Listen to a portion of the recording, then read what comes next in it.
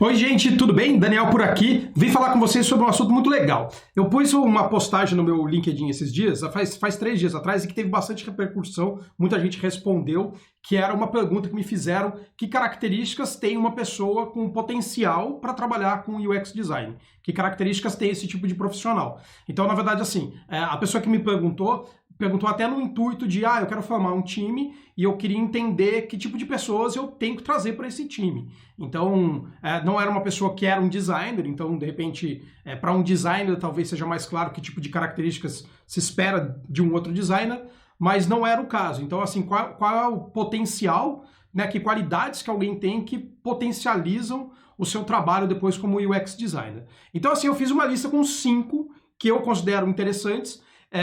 Muita gente respondeu também dizendo, depois eu quero que vocês também respondam que características vocês acham que é importante alguém ter para trabalhar com isso, para potencialmente ser um bom UX designer, mas muita gente comentou, algumas eram similares ao que eu falei, outras eram um acréscimo, outras eram até diferentes, então eu achei muito legal e eu queria conversar com vocês um pouquinho rapidamente sobre isso. Só que eu vou ler uma cola aqui, porque eu escrevi as 5 características e eu tenho elas aqui tudo anotadinho no meu WhatsApp, que eu falo comigo mesmo.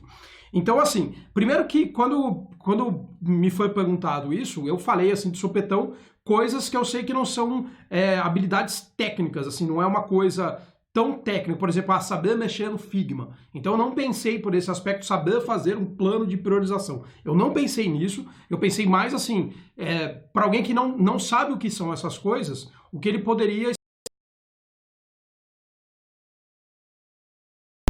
um bom designer para experiências, um bom UX designer. Então eu vou falar as coisinhas aqui que eu comentei e dar um pouco de contextualização a respeito dessas informações, e aí vocês também me falam o que vocês acham de cada uma dessas coisas. Então o primeiro tópico que eu coloquei, o primeiro item que eu coloquei é não se contentar com a primeira resposta ou primeira informação. Então, assim, uma coisa que é importantíssima, e muita gente falou isso, é que um designer, ele tem que ter curiosidade. Então, a gente, como designer, a gente precisa tentar, vou usar agora clichê, a gente tem que desafiar o status quo. Eu tenho que desafiar o que estão me falando. Então, a coisa que é mais importante é você sempre estar perguntando e explorando se aquela informação que te falaram é realmente verdadeira. Então, se alguém te falar assim, não, todos os meus usuários usam tablet. É verdade mesmo? Vamos atrás, vamos ver um dado aí que mostra essa informação. Vamos procurar saber um pouco mais. Então, acho que é importante para qualquer um que quer trabalhar com design sinceramente, de qualquer coisa, ser curioso com relação ao que você está fazendo. Porque se você não for curioso com relação ao que você está fazendo, dificilmente você vai ter inovação, dificilmente você vai ter uma ruptura, né, do que é o mundo atual para o mundo novo que os designers projetam. Então é importante a gente não se contentar. Então é sempre tentar explorar um pouquinho a mais, tentar falar, alguém te pede para fazer uma coisa, mas por que isso? Por que isso é desse jeito? Então não é para você ser assim, tipo, o chato da pergunta, não é isso, mas você não se contentar com a primeira resposta é muito importante. Então quando alguém falar assim, não, usuários não rolam a página. Será que é bem assim? Vamos entender se é bem assim. Então, não sei se vocês concordam. Eu sempre fui, aliás, uma pessoa muito curiosa. Eu gosto muito de ir atrás das coisas. Então, quando começa um projeto que tem um assunto que não faz parte do meu dia a dia, assim, não sei, tem vários assuntos que não fazem parte do meu dia a dia, eu fico sempre curioso de entender o que é, para entender melhor que solução eu posso propor para alguém. Então, eu gosto muito de pensar nesse lado. Segunda coisa, entender que design é mais do que telas bonitas. Isso eu acho que é muito importante, mas aí eu acho que é mais importante para alguém que está contratando um designer do que para o designer em si. As pessoas que conversam comigo porque estão incomodadas com a carreira de alguma maneira, me parece que parte desse incômodo é mas eu só estou fazendo tela, eu só estou fazendo botão, eu só estou trocando a cor das coisas. E que as pessoas queriam estar mais envolvidas no projeto. Então todo bom designer tem que entender que uma parte do trabalho é fazer a tela bonita. Outras partes são entender, mas bonita para quem? O que é bonito? O bonito de hoje é o mesmo bonito de 2 anos atrás? E será que é o mesmo bonito de 2 anos no futuro?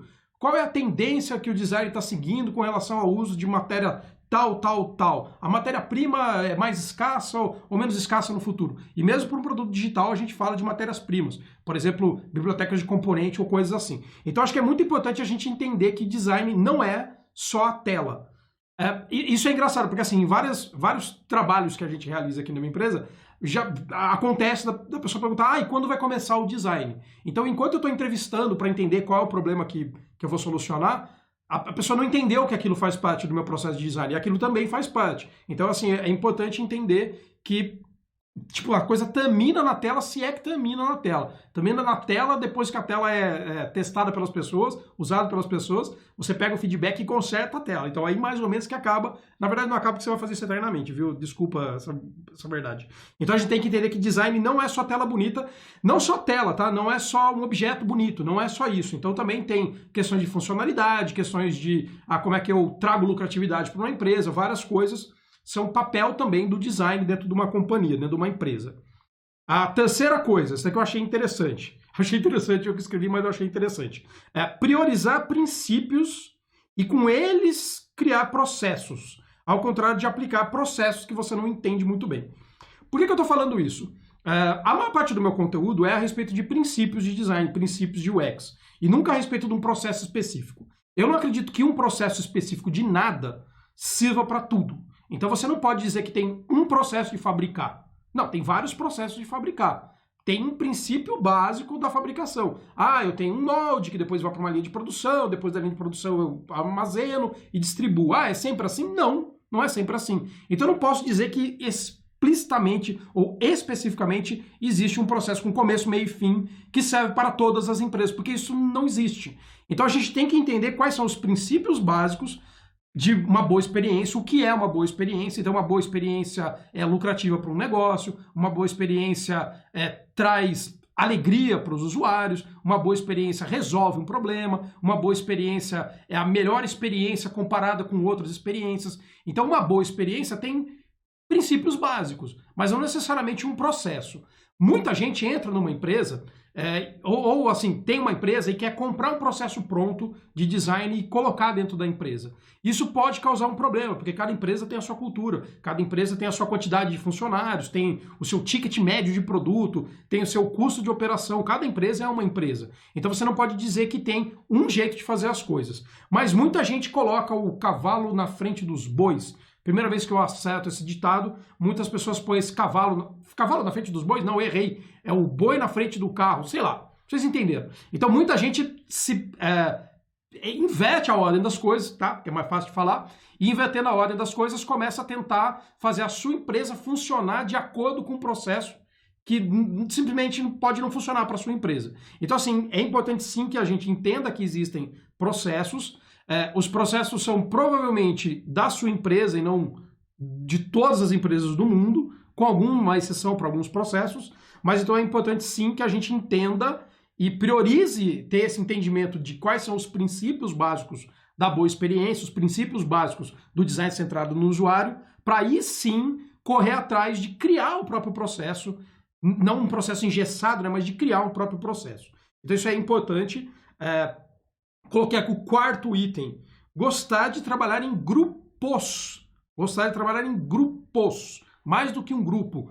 A gente fala muito de times de design. O Rodrigo Lemes fala muito de times de design no canal dele. Então, assim, times de design são cada um de um jeito. Cada um de um jeito. Tem times numa empresa que tem prioridade em vender rápido, que vão andar numa velocidade diferente da outra. Tem times que estão criando produtos inovadores e que precisa ter uma profundidade, às vezes, maior na hora de você pesquisar o que você vai lançar e talvez uma pressa um pouco menor. Cada time funciona de um jeito, cada grupo funciona de um jeito. Existem grupos que têm 2 designers e 4 programadores. Existem grupos que têm 1 designer e 6 programadores. Então existem vários tipos de grupos. E os designers provavelmente vão trabalhar com múltiplos desses tipos de grupo. Então é importante que a pessoa tenha entendimento de que você, sendo um designer dentro de um grupo, tem que descobrir quais são as características daquele grupo e se virar naquele grupo. Então, ir em vários grupos. Você provavelmente vai ter, às vezes, um grupo alinhado com criar novos features dentro de um produto, ou corrigir alguma coisa que está defeituosa dentro de um produto, ou criar lá uma coisa muito louca. Então, cada um desses grupos que você interage, às vezes dentro da própria empresa, tem características e esperam coisas diferentes de vocês. Então, assim, é importante a gente ter ideia de que a gente vai trabalhar em grupos diferentes e não achar assim, esse é o meu grupo para mim ideal. A gente tem que ser muito flexível para poder trabalhar nessa multiplicidade de tipos de grupo. Então isso é muito importante, que é o tal do grupo interdisciplinar ou então um grupo multidisciplinar. Então depois vocês dão uma olhada nisso, isso é muito legal. E por último, eu coloquei esse por último porque eu estava finalizando de ler um livro a respeito desse assunto, mas então aquilo ficou muito na minha cabeça, mas eu entendo que é muito importante sim, que é ser articulado na hora de apresentar soluções. Então a gente tem que ser articulado na hora de explicar o que a gente está fazendo. Aí você fala, nossa, mas que saco, né? O bom designer deveria se vender sozinho. Mas não se vende sozinho. Então, eu sou designer faz, sei lá, 20 não sei quantos anos e eu continuo tendo que explicar o design que eu fiz para as pessoas. Porque eu continuo tendo que dizer assim, olha, essa decisão que a gente tomou aqui na hora de fazer esse produto, ela é alinhada com a sua expectativa A, B ou C. Ela é alinhada com a expectativa dos usuários, isso e aquilo. Ela é alinhada com o tempo que a gente tem para fazer. Ela é alinhada com a grana que você tem para investir. Então a gente tem que ser capaz de articular na hora de apresentar as coisas para os outros por que a gente escolheu essa solução. Escolheu, né, ou era a única, eu não sei, mas provavelmente não é a única, tem sempre, né, várias soluções que se encaixam ou que se adequam melhor, mas por que essa é a melhor para esse caso? Ou qual é o segundo lugar, etc. Então é muito importante a gente ser articulado para falar isso, porque o design é muito não entendido. Então ele é muito não entendido pelos designers, ele é muito não entendido pelos donos de empresa, por engenheiros, etc. Isso entra de acordo até com o segundo princípio, é mais do que tela bonita. Como a gente ainda tem essa coisa de achar, não, o design é a tela bonita, então eu vou ter que ser articulado na hora de apresentar. Por que a minha tela, que às vezes não é tão bonita, é a que funciona? Por quê? Aliás, e se ela funciona, por que ela não poderia ser mais bonita? Também que é outra discussão. Mas então é importante sim a gente, como designer, na verdade, assim, acho que qualquer membro de um time entender que você vai ter que sim articular respostas para as pessoas, stakeholders envolvidos no projeto, seus companheiros de equipe desses múltiplos grupos, para poder falar, olha, o que a gente está fazendo, a gente vai por esse caminho por causa disso, daquilo. E nunca fazer alguma coisa só porque você acha que é assim. Ah, eu só sei que foi assim, eu achei que estava bonito.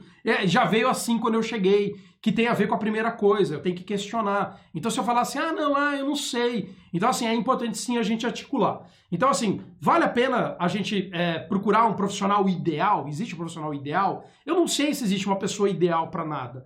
A maior parte das pessoas está em processos onde elas vieram de múltiplos lugares, tem múltiplas bagagens, tiveram estudos diferentes, então estudos de front-end, design, de programação, de comunicação, de veterinário, de medicina, de não sei o quê. Então várias dessas pessoas de psicologia estão trabalhando no desenvolvimento de produtos digitais ou não. Então assim, é uma pluralidade de gente. Cada um tem o seu background. Eu não posso dizer assim, pessoas que saibam de, sei lá, semiótica. Não é esse o caso. Então essa lista é uma lista meio que eu chutei rápido, espero que vocês achem bacana, mas eu queria ouvir muito de vocês, porque assim, no LinkedIn, essa conversa rendeu, muita gente falou muita coisa. Curiosidade, ética, fazer bons cursos, estudar, ter vontade de estudar, assinar os canais de YouTube, que o próprio Rodrigo Lemes falou, então o jabá total, mas eu queria ouvir de vocês se vocês têm outras opiniões a respeito disso, e se vocês discordam de alguma opinião dessas que eu falei, que aí eu vou só apagar o comentário de vocês, brincadeira,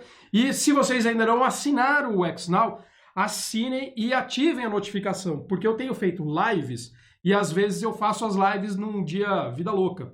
E se você não tiver assinado aquilo, talvez você perca a notificação do próprio YouTube para dizer assim, vai começar uma live ou não. Então é isso, obrigado e a gente se vê por aí e tchau. Agora deixa eu desligar, deixa eu ver como é que é, para ver se eu não sumo enquanto eu desligo. Eu tenho que ficar procurando o botão de stop. É isso e tchau.